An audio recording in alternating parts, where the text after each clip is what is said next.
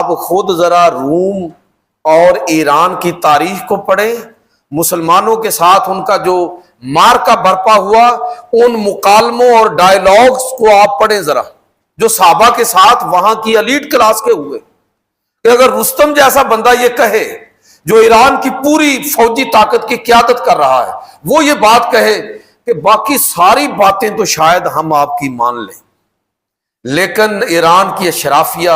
یہ بات نہیں مانے گی کہ عام آدمی بھی ان کے برابر ہے، کہ سارے لوگ برابر ہیں۔ یہ چھوٹی بات نہیں ہے، یہ ذات پات کے نظام پر کتنا بڑا کلہاڑا چلایا ہے اسلام نے۔ اللہ کے پیغمبر صلی اللہ علیہ وسلم نے کس طرح اس کانسیپٹ کو ختم کیا، کس طرح دنیا کو بتایا کہ کلکم لآدم وآدم من تراب۔